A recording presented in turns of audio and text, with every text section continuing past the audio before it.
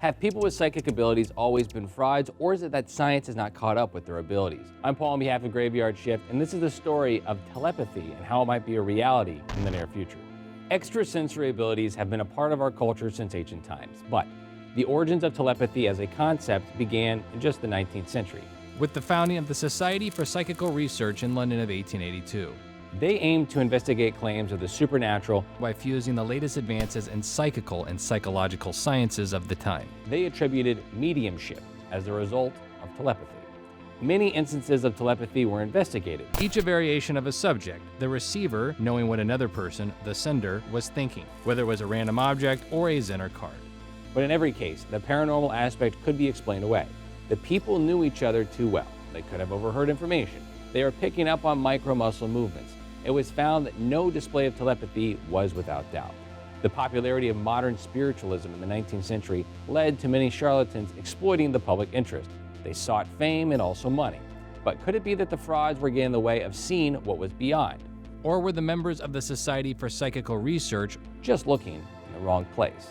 Instances of extrasensory abilities are difficult to make sense of, and so they are easier to dismiss as coincidence. And while many cases could very well be coincidence or fabrications of the mind, it could also be that some people simply don't experience a sixth sense because they do not believe in one.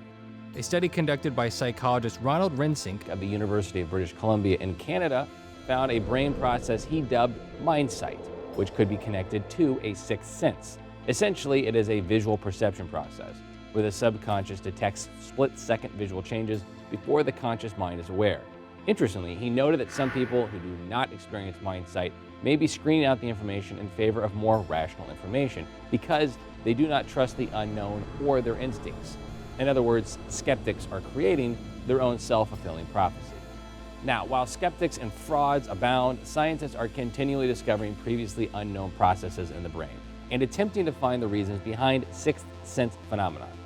Both the United States and Russian governments have invested decades and millions of dollars into psychic research, according to author Annie Jacobsen, who wrote a book on the subject called Phenomenon. It all started when military intelligence collected Nazi documents called Das Ahnenerbe. Nazi member Heinrich Himmler conducted experiments into extrasensory perception and psychokinesis. Half of the documents went to the Russians, and the other half went to the United States government, which began the psychic arms race. According to a declassified CIA document, which was dated in 1985, the U.S. Defense Intelligence Agency also expressed fear that a major Soviet psychotronic research effort was developing mental powers. The DIA reported a large-scale Kremlin program conducting mind-over-matter experiments, otherwise known as, yes, psychokinesis. They named Nina Kalugina, a Russian psychic who was able to stop a frog's beating heart with only her mind, and that she was able to affect human heartbeats in a number of different experiments. The report also stated that some Soviet psychics were able to telepathically hypnotize people hundreds of miles away. In response, Washington doubled their own research into psychic phenomena that had begun in 1972. And according to the report, the CIA had found success with remote viewing, which is where a subject could see distant places or people through telekinesis. In 1976, Rosemary Smith, a secretary to the chief running the remote viewing operations at Wright-Patterson Air Force Base just outside Dayton, Ohio, she believed they had psychic powers, and the program put her abilities to the test. Smith was given the task to find a missing Soviet bomber in the jungles of Africa. All intelligence at that point had not been able to recover the plane, but Smith was able to draw maps of where she believed the plane to be. The Central Intelligence Agency sent a team to the location, and they found a villager carrying a piece of the aircraft, which led them to the crash site. The government's efforts apparently came to an end during the 1990s. The remote viewing experiments were publicly acknowledged as unsuccessful. But the CIA declared the inescapable conclusion that extrasensory perception does exist as a real phenomenon, a claim that caused a rift between the CIA and the Defense Department. Now, according to Jacobsen, there was always a battle within the intelligence community about whether the claim was ever legitimate. Now, however, the government's pursuit in extrasensory abilities would continue. Just a couple of years ago, in 2014, the Office of Naval Research began a 4-year program studying sixth senses, specifically premonition and intuition. This was for sailors and Marines. A study that is the funding of $3.85 million. The Pentagon insists that it is not based on superstition and to distance themselves from paranormal labels and remote viewing. They have changed the name from ESP and PK to sense-making. But for all intents and purposes, they are all one and the same. So, why would the Pentagon invest so much into extrasensory abilities? Quite simply, the number of field reports from soldiers who experience extrasensory abilities is far too many and too successful to ignore. Reports such as Joe McMahon, who during the Vietnam War was able to avoid stepping on traps or falling into pits in the jungle. He seemed to possess a sixth sense ability to sense where the danger lay. In a life and death situation, there's no room to question what worked, and other soldiers followed his lead.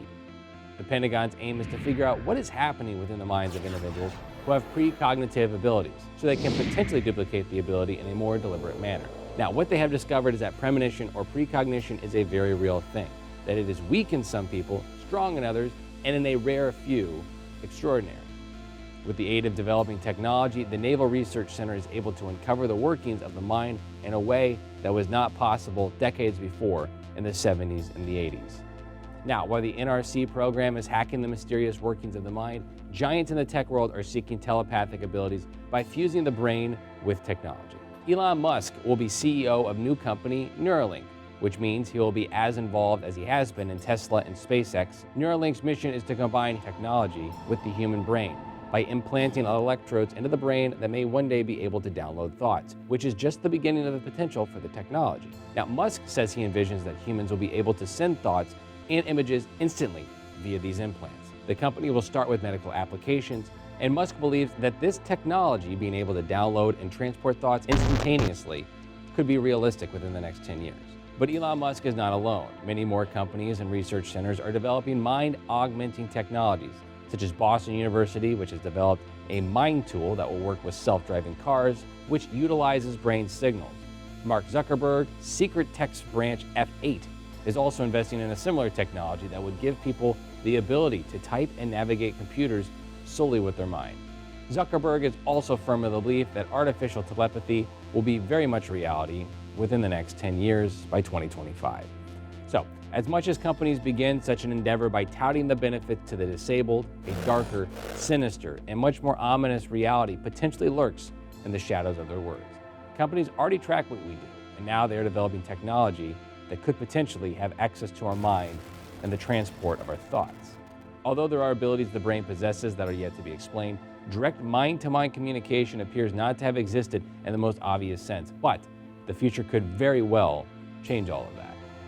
I'm Paul on behalf of Graveyard Shift, and this is the potential future and the repercussions of telepathy.